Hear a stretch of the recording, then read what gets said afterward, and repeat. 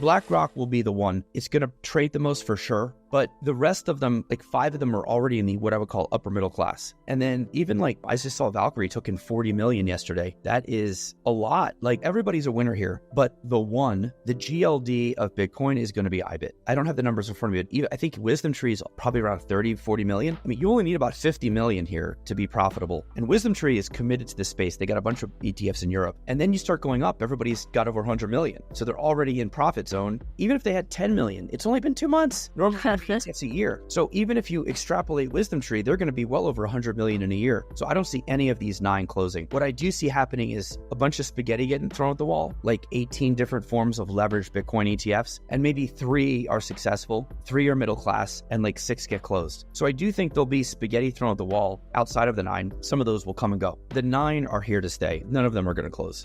With the screaming success of the Bitcoin ETFs, the price of Bitcoin is soaring, reaching newer and newer highs. In a recent discussion, senior ETF Bloomberg analyst Eric Balkenhaus discussed the Bitcoin exchange-traded funds and explained why everyone is still underestimating the impact they will have on the Bitcoin price. Whilst there was already a lot of hype during the launch of the Bitcoin ETFs, Eric Balkenhaus admits that these financial instruments have been performing much better than even he had ever imagined. Make sure to stick around to the end of the video where Eric reveals his thoughts on how the rest of the crypto market will be impacted. But before that, today's video... I like the folks at Grayscale. They're all very nice. And they're why we're here. Let's salute them for... They took it to the SEC and won. But if you have a choices of these products, let's say you're shopping for, I don't know, a new toaster. And one of them was $150 and the rest were $20. And they all kind of did the same thing. I mean, it's just... No normal shopper would pick the $150. And at this point, the other ones are liquid enough. Like one of the case you can make was GBTC was more liquid. Well, the other ones are getting plenty liquid. So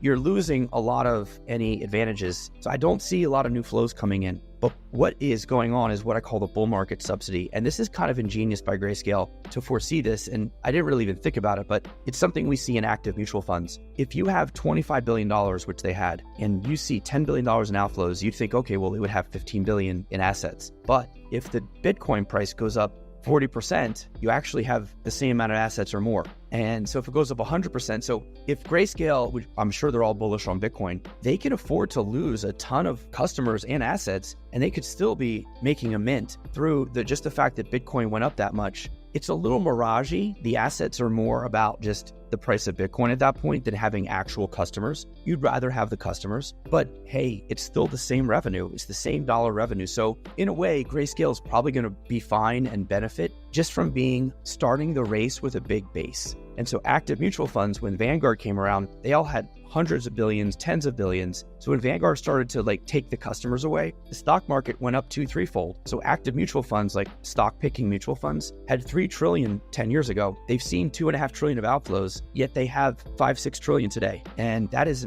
probably the only business where you can lose customers and make more money. The key to that though is to come in with a big base, and Grayscale had a big base. So yeah.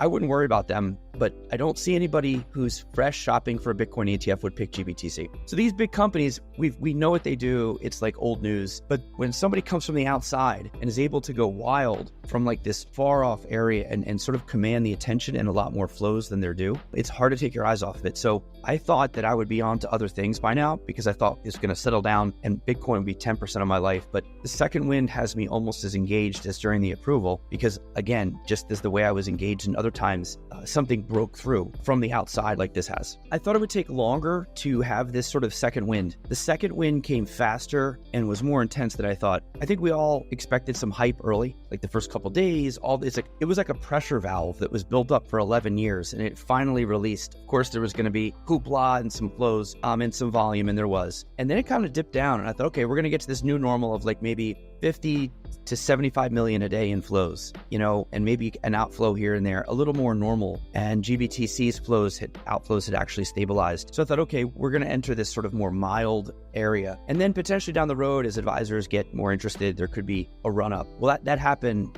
in 2 weeks after I thought that. There was this clear second wave that came in, and not totally clear what caused it. I think it looked like IBIT in particular really was able to get volume. And I don't know if BlackRock's wholesalers were out doing their thing. It looks like they got a lot of asset managers to buy in. Retail has been very present in the ETFs. And so you saw a big run up in flows and volume, especially volume, in the past 2 weeks. That's obviously caused an upward spiral. The flows come in, they have a nice impact on price, and they have a sentimental impact. I call it the ETF effect. If you know these flows are coming and you're not an ETF investor, you're probably going to go, well, this is probably bullish, I'll buy. So it's not just the ETFs lifting the price, there's an effect around it that's positive. And so I think that's what we're seeing. And so I've been in ETFs for about 20 years, and I call this the big come up. There's just certain times where something has its moment where it just rises quickly. Sometimes it's almost like a mania. ARK was probably the last one where the flows come fast and furious, the volume hits, and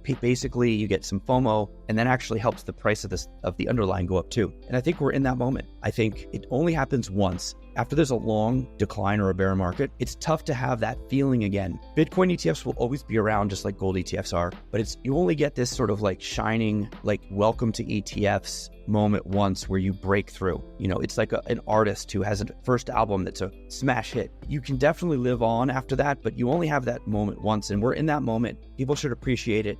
Well, the big difference is it's all happening in funds that aren't even 2 months old. That's crazy. That's unprecedented. What makes this unique is that it happened right off the bat. You know, the only possible precedent is gold, but gold ETFs, it took them 3 years basically to get where we are now with the Bitcoin ETFs in 7 weeks. It's something like that. It's ballpark 3 to 7 weeks. And that is wild. And even if you take out GBTC's outflows, that number is accurate, by the way. If you add in GBTC, you get to 53 billion in assets. That, I think gold probably took 5-6 years to get there. So in fact, the Bitcoin ETFs are already, I think, like 55% as much as gold, right? So they're on a pace to pass gold like by July. This is crazy. I thought it would take 3, 4, 5 years. So everything, it's interesting. The fee war that happened in the 2 days before they launched, I always said that was like 2 years of fee war in 2 days. This has been like a year or two of flows and volume smashed into like 2 months. And it's interesting because I do find that time is different in crypto. And I almost feel like ETFs are getting sucked into the crypto time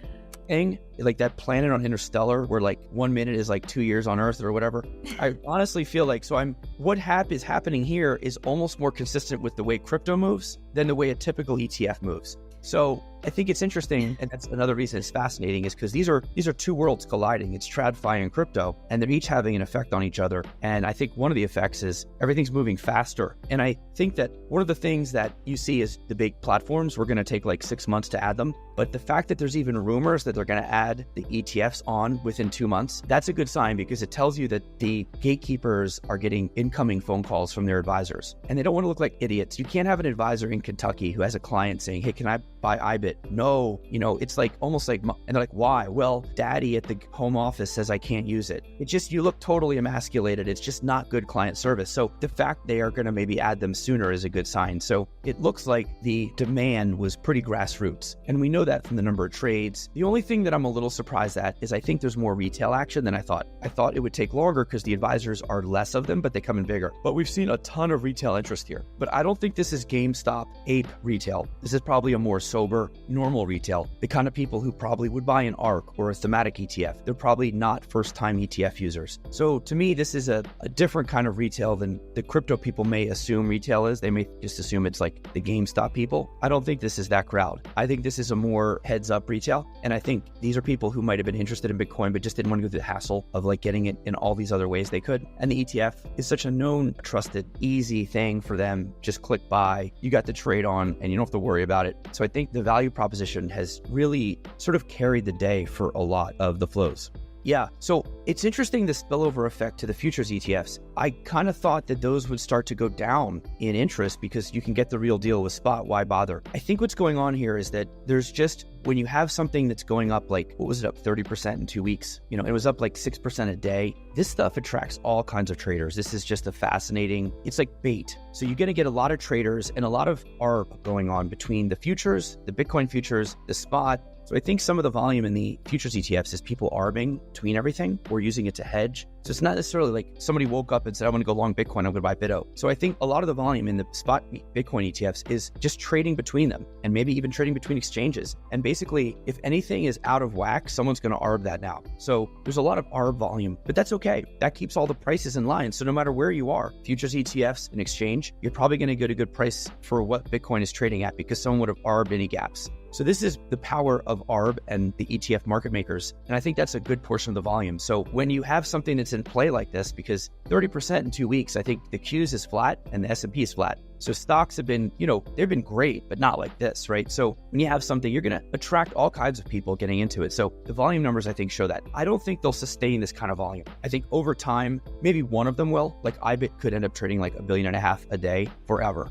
Fidelity probably comes down a little. Everybody else comes down a little when things settle down. But notice on the day that it went from 69 and then down to like 59 or whatever in one day, the volume was highest ever. When things are volatile, whether it's up or down, especially down, ETF volume goes up. So volatility actually creates more volume because traders get in there. Like I said, this is something really attractive to the trading crowd. Now, the fact that it went up to 69K, I think is interesting. It went down quickly. As somebody who just watches prices, it's weird how that happened personally, because ETFs bought $1 billion that day. And I guess somebody said some guy from like 13 years ago, like just decided to dump all his Bitcoin savings on one day, which I get. Like, if you hold a bunch of Bitcoin and you bought it a long time ago, I get the idea of like, maybe you're married or something and your wife's like, dude, you're sitting on like $7 million.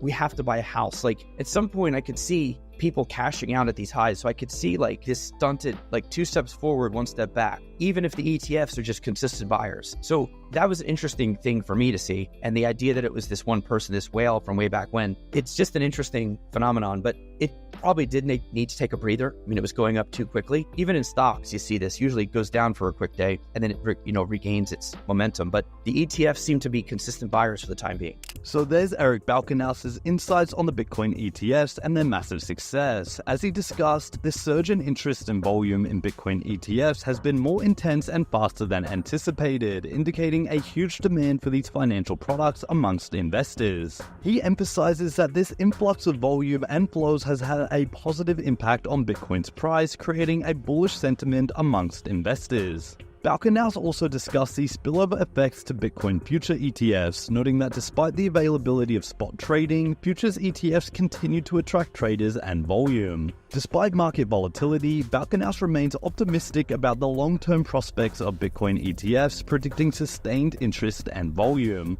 With all of that said, this is a great time for Bitcoin and its investors. With the successful launch and rapid growth of the Bitcoin ETFs, there's a renewed confidence in the cryptocurrency's potential as a valuable investment asset. As Bitcoin continues to make headlines and attract interest from both institutional and retail investors, it's clear that its importance in global finance will continue to grow through time. Guys, hope you all enjoyed today's video and that provided you with some value. I'll see you all in the next one, and as always, all the best.